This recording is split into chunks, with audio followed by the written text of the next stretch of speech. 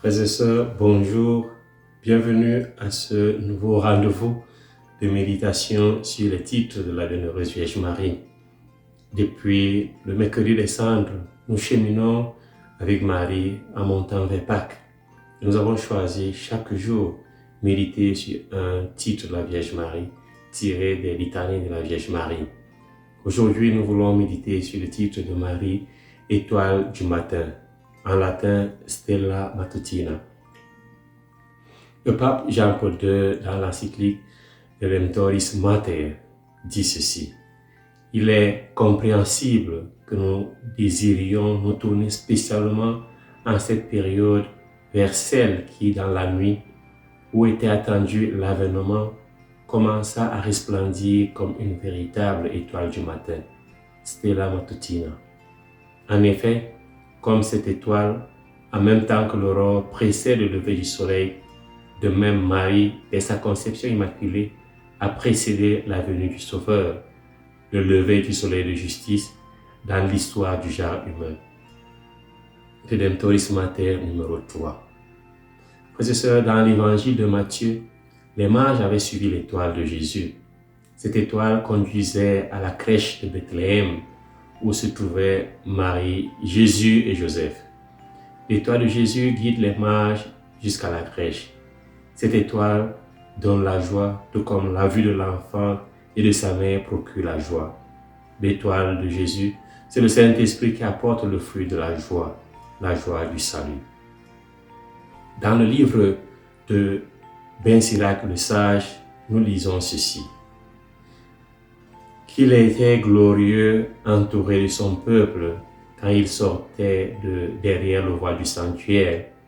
Il était comme l'étoile du matin au milieu des nuages, comme la lune au moment de son plein, comme le soleil resplendissant sur le temple du Très-Haut, comme l'arc-en-ciel qui illumine de gloire les nuages, comme la rose en fleur au jour du printemps, comme le lit près des sources d'eau, comme les jeunes pousses du Liban au jour de l'été, comme l'encens qui brûle sur l'encensoir, comme un vase d'or massif tout orné de pierres précieuses, comme l'olivier qui se couvre de fruits, comme le cyprès qui s'élève jusqu'aux nuages. Siracide, chapitre 50, versets 5 à 11. Ces mots de Ben Sirac, le sage, font l'éloge du grand prêtre Siméon pour avoir réparé la maison de Dieu et d'avoir consolidé le temple, le sanctuaire. Frères et sœurs, cet éloge que fait Ben Sirac peut être appliqué à Marie, car grâce à son oui, elle a réparé la maison d'Adam et Ève. Elle a réparé la maison d'Abraham et de Sarah et sa descendance. Dans cet éloge, donc, Marie apparaît comme l'étoile du matin, qui annonce un nouveau temple, une nouvelle aurore, et dont la victoire de la lumière sur les ténèbres. Jésus est la lumière du monde, il est le soleil de justice. Mais avant que le soleil ne se lève, Marie est l'étoile du matin qui met fin à la nuit du péché, des hommes, et annonce Jésus son Fils, soleil de justice qui vient illuminer le monde. Marie est également l'étoile du matin, car dans l'Apocalypse, le Seigneur promet au vainqueur l'étoile du matin. Elle est la femme qui a vaincu le serpent et mérite la récompense. Jésus dit dans l'Apocalypse: le vainqueur, celui qui reste fidèle jusqu'à la fin à ma façon d'agir, je lui donnerai autorité sur les nations, et il les conduira avec un sceptre de fer, comme des vases de potier que l'on brise. Il sera comme moi, qui ai reçu autorité de mon Père, et je lui donnerai l'étoile du matin. Apocalypse chapitre 2, versets 26 à 28.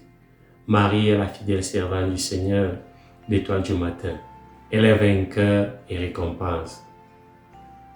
Frères et sœurs, en ce temps de carême, invoquons Marie, étoile du matin, pour chasser les ténèbres du péché dans nos vies. Contemplons Marie, étoile du matin, pour que nous puissions resplendir la clarté de son Fils et apporter la lumière de la joie, la lumière de l'amour à nos frères et sœurs. Pendant ce temps de carême, que nous cheminions avec Marie, étoile du matin, pour la direction qui conduit à son Fils, Jésus. Car elle est comme l'étoile polaire, elle est comme l'étoile qui a guidé les mages à Jésus. Vivons avec Marie, étoile du matin, pour ne pas vivre dans un monde de ténèbres, dans un monde de péché, mais plutôt dans un monde de lumière et de vertu. Clôturons par cette belle prière de Saint Bernard. En la suivant, l'étoile du matin, on ne dévie pas. En la priant, on ne désespère pas. En pensant à elle, on ne se trompe pas. Si elle te tient par la main, tu ne tomberas pas. Si elle te protège, tu ne craindras pas. Si elle est avec toi, tu es sûr d'arriver au but. Marie est cette noble étoile dont les rayons illuminent le monde entier, dont la splendeur brille dans les cieux et pénètre les enfers. Elle illumine le monde et échauffe les âmes. Elle enflamme les vertus et consume les vices. Elle brille par ses mérites et éclaire par ses exemples. Ô toi qui te vois ballotter au milieu des tempêtes, ne détourne pas les yeux de l'éclat de cet astre si tu ne veux pas succomber ou sombrer. Si les vents de la tentation s'élèvent, si tu rencontres les récits des tribulations, regarde l'étoile et invoque Marie. Si tu es submergé par l'orgueil, l'ambition, le dénigrement et la jalousie, regarde l'étoile, crie Marie. Si la colère, l'avarice ou les fantasmes de la chair secouent le navire de ton esprit, regarde Marie.